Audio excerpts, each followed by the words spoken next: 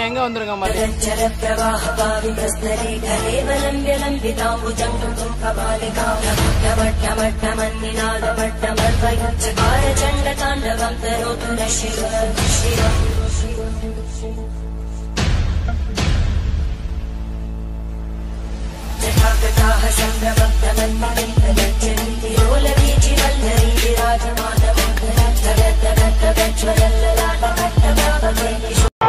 Hello guys, இப்போ நம்ம எங்கே வந்திருக்கோம் பார்த்தீங்கன்னா, அதாவது சோழ தேசத்துக்கு தான் நம்ம பயணத்தை இன்னைக்கு தொடங்க போகிறோம். அதாவது சோழ தேசத்தில் எங்கே வந்திருக்கோம் பார்த்தீங்கன்னா, அதாவது அரியலூர் மாவட்டத்தில் கங்கை கொண்ட சோழபுரம் தாங்க வந்திருக்கோம். இந்த கங்கை கொண்ட சோழபுரம் யாரால் கட்டப்பட்டது பார்த்தீங்கன்னா, அதாவது ராஜராஜ சோழனோட மகன் ராஜேந்திர சோழன் தாங்க இந்த கங்கை கொண்ட சோழபுரத்தை இருக்காரு.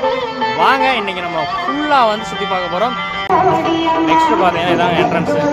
சும்மா பார்த்தீங்கன்னாவே வேறு லெவலில் இருக்குங்க என்ட்ரன்ஸை பார்த்தீங்கன்னா. நடுவில் கோபுரம், ரெண்டு சைடும் பார்த்தீங்கன்னா அவ்வளோ ஒரு அந்த முதல் சுவர் சொல்லக்கூடிய சுவர் இருக்குது.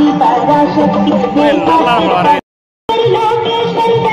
அடுத்து நம்ம உள்ள என்ட்ரன்ஸ் ஆனோடனே பார்த்தீங்கன்னா மேலே பாருங்கள், செவரை பாருங்கள். நான் கீழே இருந்து உங்களுக்கு காட்டுறேன் எவ்வளோ ஹைட்டில் பாருங்கள். அதே மாதிரி தான், ஒரே சேம் தான். ரைட் சைடு பார்த்தீங்கன்னா அது கோயிலோட என்ட்ரன்ஸை பார்த்தீங்கன்னா, கோயிலோட என்ட்ரன்ஸ் அதாவது பார்த்தோம்னா லெஃப்ட் சைடு பார்த்தீங்கன்னா சின்ன ஒரு படிக்கட்டு எப்படி அமைப்பு வச்சுருக்காங்க. இந்த படிக்கட்டு வந்து பார்த்தீங்கன்னா அதாவது மேலே போகுதுன்னு நினைக்கிறேன். மேலே இந்த மாதிரி சொல்கிறதில்ல, மேலே இந்த படிக்கட்டு பாருங்கள் எவ்வளோ தந்திரமாக வந்து படிக்கட்டு அமைச்சிருக்காங்க.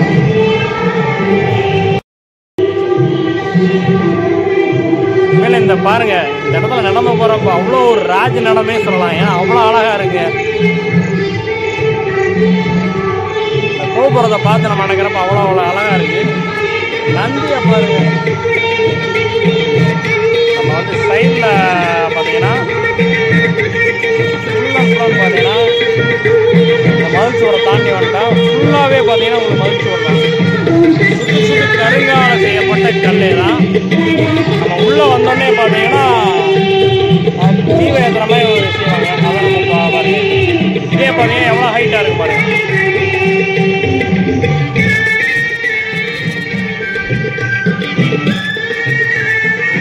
அதை தாண்டி பார்த்தீங்கன்னா உங்களுக்கு வந்து ஒரு தாமரை வடிவத்தில் வந்துருங்க.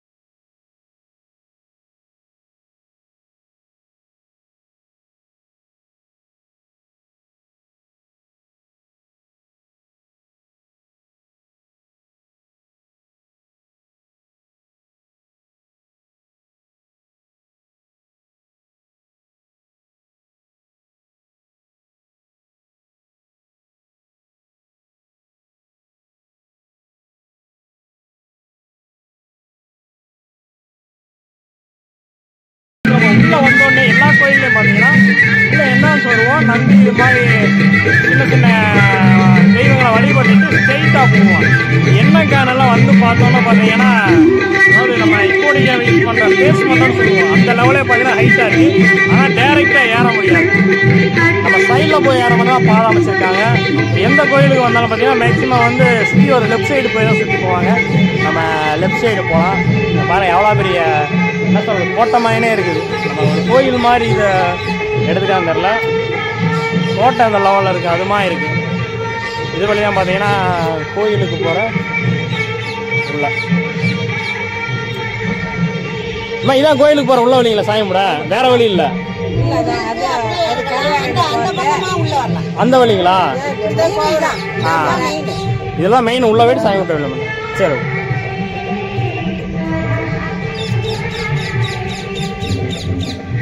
சிற்பத்தை பாருங்க. அதான் உங்களுக்கு தெரியும் தெரியல. ஒவ்வொரு சிற்பத்திலையும் பார்த்தீங்கன்னா இந்த பாறை தான், ஒரே பாறை. அந்த கல்லில் சிற்பம் உங்களுக்கு பார்த்தீங்கன்னா செதுக்கியிருக்காங்க, முடிஞ்ச அளவுக்கு செதுக்கியிருக்காங்க. என்னென்ன உருவம் வரணும்னு முடிஞ்ச அளவுக்கு செதுக்கியிருக்காங்க. இதோட அகலத்தை மட்டும் பாருங்க.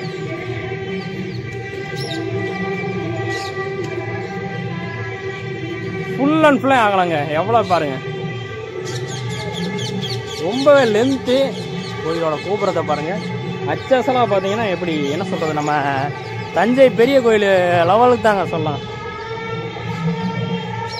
இவ்வளோ ஒரு அழகாக தாங்க செஞ்சுருக்கான்.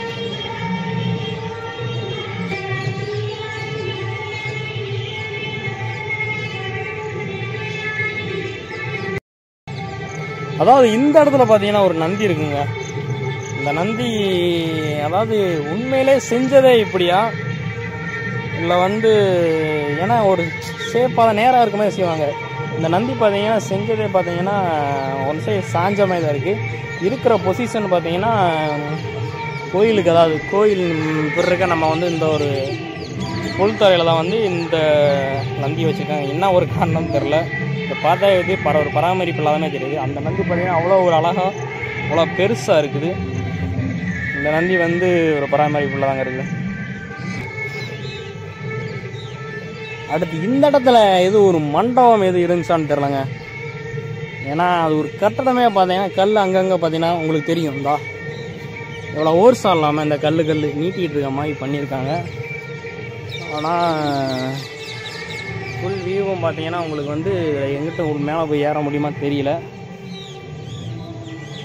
பட் வந்து இந்த சைனிங்கை பாருங்கள், உங்களுக்கு காமிக்கிற மாதிரி. இது என்ன காரணம்னால செதுக்கி வச்சுருக்காங்க தெரில. இந்த படிக்கிட்டு பாருங்கள் இப்படி இருக்குது. நம்ம படிக்கட்டு எப்படி வாசப்படியில் செய்வோம், வீட்டில் அதே மாதிரி செதுக்கியிருக்காங்க. எல்லாமே சுற்றுக்கு இருக்க செவரு வச்சு இது ஒன்று இருக்குது பாருங்கள். ஆனால் இதுக்கு வந்து அங்கே படிக்கட்டு வச்சுருக்காங்க, இங்கேருந்து மேலே ஏறி போக படிக்கட்டு இல்லை. நெக்ஸ்ட்டு பார்த்தீங்கன்னா இங்கே ஒரு ஒரு கிணறுங்க. தண்ணி இருக்கான்னு தெரில. ஆனால் அந்த காலத்தில் வந்து நீர் ஆதாரத்துக்கு வந்து ரொம்பவே முக்கியமானதாக பயன்படுத்தியிருக்காங்க. அது என்ன ஒரு காரணம் தெரில. பார்த்தீங்கன்னா உள்ள தெரியும் உங்களுக்கு. சில்லறை போட்டிருக்காங்களா, காசாக நிறையா இருக்கா, அது என்ன ஒரு இதுன்னு தெரில. அதுமாதிரி பொற்கோயிலுக்கு பார்த்தீங்கன்னா நீங்கள் மேக்ஸிமம் உங்களுக்கு உள்ளே போயிட்டு பார்த்தீங்கன்னா உங்களுக்கு தெரியும். எங்கே பார்த்தாலும் தண்ணியாக இருக்கும். தண்ணியில் ஃபுல்லாக உங்களுக்கு பார்த்தீங்கன்னா வந்து காசுகளாக இருக்கும். இந்த கிணறோட வியூ உண்மையிலே ரொம்ப அழகாக இருக்குது. இயற்கையாக தான் கேட்டிருக்காங்க. ஆனால் செட்டப் போட்டால் கூட அவ்வளோ அழகாக போக மாட்டாங்க. அந்த அந்த என்ன சொல்கிறது, அந்த கலை யுக்தி சொல்லுவோம்ல, அது பார்த்தீங்கன்னா உண்மையிலே உங்களுக்கு வந்து சூப்பராக சின்னதாக அழகாக இருக்குது. இதோட அன்றைய தேவை நீராகிறதுக்கு வந்து ரொம்பவே முக்கியத்துவம் கொடுத்து எடுத்துருக்காங்க. கோயிலோட இருக்குது நம்ம லெஃப்ட் சைடு இந்த கிணறு அமைஞ்சிருக்கு. சுற்றி வர பார்த்தீங்கன்னா இந்த இடத்துல பார்த்தீங்கன்னா 2 கோயில் இருக்குது. ஒன்று அங்கே ஒன்று கோயில், ஒன்று இங்கே ஒரு கோயில் ஒன்று அமைஞ்சிருக்கு. இது எந்த கோயில்னு பார்த்தீங்கன்னா என்ன சொல்கிறதுனே தெரில. அதாவது ரொம்ப பராமரிப்பு மோசம்னே சொல்லலாம். ஏன்னா உள்ளே வந்து இவ்வளோ பெரிய ஒவ்வொரு கதவு நம்ம செங்கலால் கட்டுறது ரொம்பவே ஈஸிங்க. அதாவது கல்லால் செதுக்கி இவ்வளோ பெரிய கல்லெல்லாம் மேலே தூக்கி வச்சு இந்த 4 தூணை வச்சு அது மேலே ஒரு கல்லோட வெயிட்டே பாருங்கள், அவ்வளோ வெயிட்டாக இருக்கும். இந்த கருங்கற்கள் சிலைகள் சிற்பங்கள்லாம் அவ்வளோ ஒரு வெயிட்டாக இருக்கும்.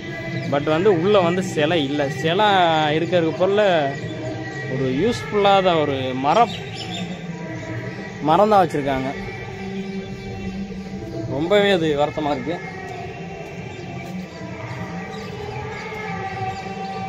பாருங்கள் இதோட சிற்பக்கலையெல்லாம் பாருங்கள். அதாவது ஸ்டெடியாக நிற்கிறதுக்கோசரம் இது தூணு. இந்த தூண்லேருந்து பார்த்தீங்கன்னா உங்களுக்கு அந்த மேலே ஒரு கல்லுமே வச்சு அந்த 4 கல்லும் ஜாயிண்ட் ஆகிடும். ஒரு என்ன சொல்கிறது, ஒரு சப்போர்ட்டும் இல்லை. அந்த கல் வெயிட்டில் தான் நிற்கிது. கல்லோட வெயிட்டில் தான் வந்து நிற்கிது. உண்மையிலே பாருங்கள் ரொம்ப வருத்தமாக தாங்க இருக்குது. இவ்வளோ பெரிய இந்த கற்களை வச்சு அதனால் செதுக்கி அவ்வளோ கஷ்டப்பட்டு செஞ்ச சிலைகள், அவ்வளோ சிலையை செதுக்கின இடத்துல பழைய இரும்பும் மூட்டைகள் தாங்க இருக்குது. எவ்வளோ அந்த காலத்தில் வந்து என்ன சொல்கிறது, ஒரு புண்ணிய கோயிலில் அந்த கருவறைகளை போகிறதுக்கே அவ்வளோ யாரும் போயிட முடியாது. அவ்வளோ ஒரு இடத்துல வந்து இப்படி வேஸ்ட்டான அந்த ஒரு பொருளை போட்டுக்கும்போது ரொம்ப கஷ்டமாக தான் இருக்குங்க. பராமரிப்பு இல்லைங்க, ரொம்ப மோசம். சொல்கிறதுக்கே வார்த்தையெல்லாம் சொல்லலாம். என்ன நம்ம பராமரிக்க வேண்டியது நம்ம கடமை, முன்னோர்கள் கட்டி வச்ச அந்த பொக்கிஷத்தை. ஆனால் ஒரு பராமரிப்புமே இல்லாத போட்டிருக்காங்க. அந்த சிலைகளை பாருங்கள், அதாவது என்ன சொல்கிறதுங்க பாருங்க, நிறைய அதுவும் சேதப்படுத்திருங்க. அதாவது கருங்கற்களை வந்து செதுக்கியிருக்காங்க, செதுக்கி அவ்வளோ ஒரு உருவத்தை ரெடி பண்ணியிருக்காங்க. அந்த கையில் பாருங்கள், இந்த இடத்துல நீங்கள் கையில் பாருங்கள், அதை உடைச்சிருக்கிறது உங்களுக்கு தெரியும். அந்த விரல், அந்த உங்களுக்கு அந்த விரலோட அந்த இது தெரியுது, பட் வந்து விரல் வந்து உடைக்கப்பட்டிருக்கிறது. இந்த இடத்துல பாருங்கள் சிற்பத்தை, இந்த 2 சிற்பம் ஒரு சின்ன இடம் தாங்க, அதில் வந்து அந்த நேர்த்தியாக செதுக்கியிருக்காங்க. அடுத்து இந்த ஒரு சிற்பம், அது கீழே இந்த ஒரு சிற்பம் வந்து இங்கே பொறிக்கப்பட்டிருக்குங்க. அந்த டிசைனிங் பாருங்கள், அதாவது நம்ம சைடில் எப்படி வீடு கட்டின டிசைன் போடுவோம் அதே டிசைனிங்க்கு தூண்கள் போட்டு சதுரமாக ஒரு மாடல் மாதிரி எவ்வளோ அழகாக செதுக்கியிருக்காங்க பாருங்க. சின்ன சின்ன சிலைகள்லாம் வந்து இங்கே சுத்தா வந்து இங்கே ஒரு சிலை, சுத்துக்கு சுத்தா வந்து சிலைகள். அந்த சிலைகள் நடுவுலையும் பார்த்தீங்கன்னா விடலை. இப்போ இங்கே ஒரு சிலை இருக்குன்னா அது பக்கத்தில் வந்து இந்த சின்ன சிலை, அந்த கேப் எவ்வளோ அந்த கேப் இருக்கும் அதை ஃபில் பண்ணி வச்சுருக்காங்க. இந்த இடத்துல பார்த்தீங்கன்னாலும் உங்களுக்கு ஒரு பெரிய சிலை, லெஃப்ட் சைடு பார்த்தீங்கன்னா இது ஒரு சிலை, அடுத்து ரைட் சைடு சின்னதாக ஒரு சன்செட் வந்து இதுக்குள்ளேயுமே மேக்ஸிமம் வந்து அவங்க எவ்வளோ முடியுமோ அவங்க கலைநுட்பத்தை வந்து இந்த இடத்துல வந்து காமிச்சிருக்காங்க. அடுத்து பார்த்தீங்கன்னா இந்த கோயிலுங்க, இந்த கோயிலுமே மேக்ஸிமம் பார்த்தீங்கன்னா அந்த அந்த லெஃப்ட் சைடு இருக்கக்கூடிய ஒரு ஃபஸ்ட்டு ஒரு கோயில் பார்த்தோம்ல அதே கோயில் மாதிரி சிற்பக்கலைகள் வந்து அவ்வளோ அழகாக இருக்குது. பட் வேணால் இதுக்குள்ளே இருக்கிறத மட்டும் விட்டு வச்சுருக்காங்கன்னு நினைக்கிறேன். ஒரு விநாயகர் ஒன்று இருக்கார். உள்ளே வந்தோடனே பார்த்தீங்கன்னா 2 காவல் தெய்வங்கள் சொல்லக்கூடிய தெய்வங்கள் இருக்குது. உள்ளே வந்து விநாயகர் ஒரு சிற்பம் இருக்குது. அப்படியே விநாயகரப்பா.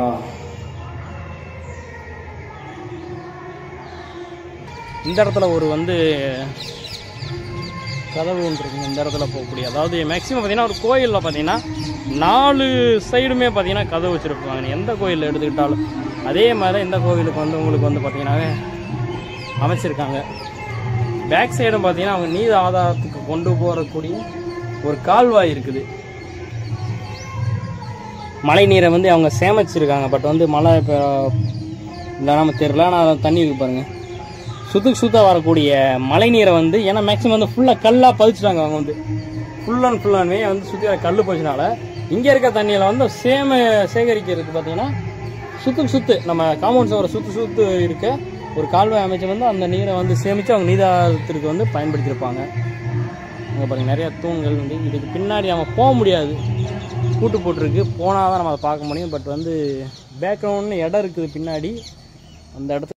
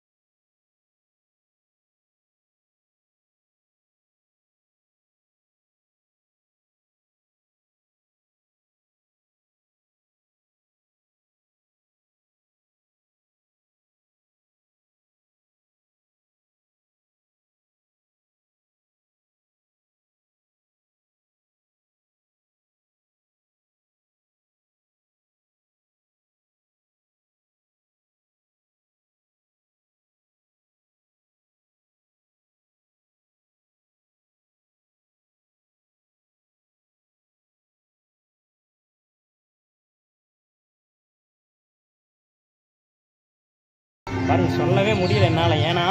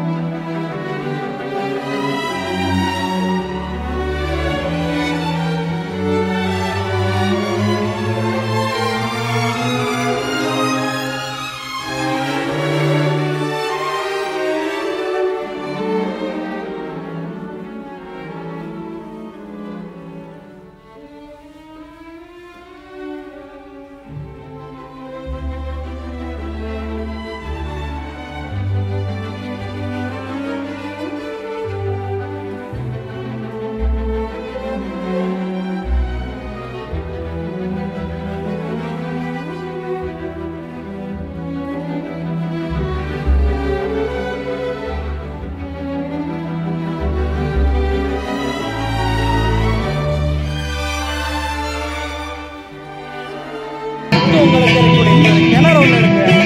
இருக்கிறதுல இதான் பெரிய கிணறுன்னு சொல்லலாம். அங்கே 2 கிணறு வந்து லெஃப்ட் சைடு சின்ன கிணறு பார்த்தோம். இந்த கிணறு பார்த்தீங்கன்னாவே ரொம்பவே பெருசாக இருக்கு. ஃபுல் பாதுகாப்போட நீராருக்கு வந்து அன்றைய பாதுகாப்பில் வந்து என்ன சொல்றது, ரொம்பவே பெருசாக வந்து அவங்க ரெடி பண்ணி கட்டியிருக்காங்க. ஏங்க கோயில் விசேஷங்களா? என்ன விசேஷம் ஏங்கா? கோயில் விசேஷங்களா அன்னைக்கு? அப்படிங்களா? சரி சரி சரி. அதான் லைட் செட்டப்லாம் நிறையா போட்டு பூரா ரேடியோவை பாடுது. பூச மாட்டேங்க நடக்கும் இன்னைக்கு. ஓஹோ சரி சரி சரி சரி சரி. இதாங்க கோயிலோட பெரிய கோபுரத்துக்குள்ளே போகக்கூடிய நுழைவாசல்லாம் நம்ம இங்கே இப்போதைக்கு இருக்கோம். இங்கே வந்து பார்த்தீங்கன்னா உள்ளே வந்து லைட் செட்டப்லாம் போட்டு ரேடியோ பாடுறது என்ன பார்த்தீங்கன்னா இங்கே வந்து பூசம் சொல்லக்கூடிய இன்றைக்கி வந்து அந்த ஒரு நிகழ்வு வந்து பூசை நடக்குதா. ஆனால் உள்ளே நிறைய பேர் வந்து பூஜைகள் நடக்குமா. அதனால தான் நிறைய பேர் வந்து மக்கள்லாம் வர்றாங்க, நிறைய வேண்டுதல் வாங்கிட்டு வராங்க. இதுவரையும் நம்ம வந்து உள்ளே போய் என்ன இருக்குன்னு பார்ப்போம். உண்மையிலே எத்தனை படிக்கிட்டு பாருங்கள். அந்த இதுக்கு ஏறி வரை அவ்வளோ பெருசாக இருக்குது. சிலைகள்லாம் என்ன ஒரு காரணம் ரொம்பவே பிரம்மாண்டமாக செஞ்சுருக்காங்க. இந்த ஒரு சிலையில பாருங்கள் எவ்வளோ பெருசாக இருக்குது. இதோட நந்தி பாருங்கள், இங்கேருந்து பார்க்குறப்ப அதோட வியூ நல்ல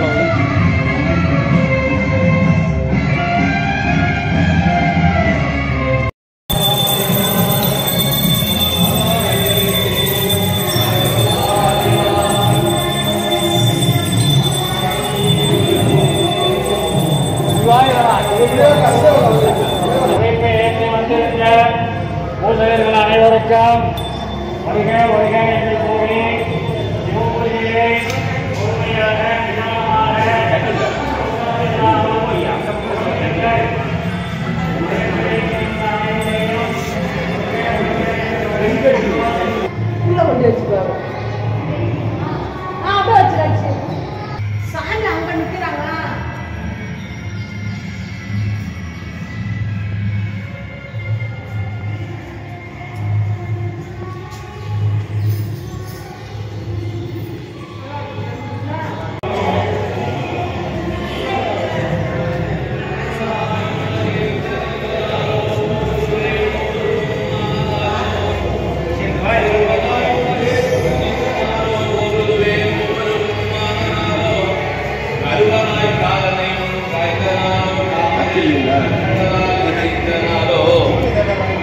வாழ்வனாய் மண்ணும்.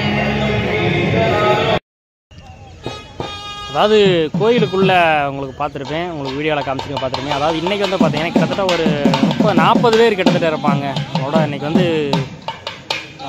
பூசம் சொல்கிறாங்க. அதாவது நம்ம பூசம் சொல்லக்கூடியது பழனியெல்லாம் கேள்விப்பட்டிருக்கோம், தைப்பூசம்ட்டு. அதே மாதிரி இந்த கோயிலுக்கு இன்றைக்கி வந்து இங்கே பூசம் நடக்கிறதுனால அங்கே வந்து பார்த்திங்கன்னா கிட்டத்தட்ட ஒரு பால், உப்பு, வெல்லம், அப்புறம் கிட்டத்தட்ட நெய், தீபம், பூ அப்படின்னு நிறையா சில பொருட்களை வச்சு வந்து அவங்க வந்து ஒரு 40-50 பேர் கிட்டத்தட்ட வந்து அவங்க வந்து பூசமாக நினச்சி ஒரு பூஜை வந்து ஏற்பாடு பண்ணியிருக்காங்க. இங்கே பார்த்திங்கன்னா நிறையா வந்து ரேடியாக கட்டி, இந்த சைடு பார்த்திங்கன்னா உங்களுக்கு நிறைய ஸ்டேஜ் போட்டிருக்காங்க. அது கலை நிகழ்ச்சிகள் வந்து நடக்கும்னு சொல்கிறாங்க. அவங்கள்ட்ட கேட்டங்கிட்ட மேக்ஸிமம் உள்ளே வந்து பூஜை வந்து இப்போ மணி 7:30 காலையில் 7:30 8 மணிக்கு வந்து பூஜைனால அந்த ஏற்பாடு பண்ணியிருக்காங்க. உண்மையே நேரில் போய் உங்களுக்கு சிவனை அந்த வீடியோவில் பார்த்து நினைக்கிறேன். இன்றைக்கி நம்ம இந்த கங்கை கொண்ட சோழபுரத்தில் அது அதிகாலை வந்து சிவனை போய் தரிசனம் ரொம்பவே மனசுக்கு வந்து ரொம்பவே நிறைவாக இருந்துச்சுங்க. இன்னைக்கு சோழ தேச பயணத்தை முடிச்சுட்டு நெக்ஸ்ட் ஒரு பயணத்தை வந்து மீண்டும் சந்திப்போம். நன்றி, வணக்கம்.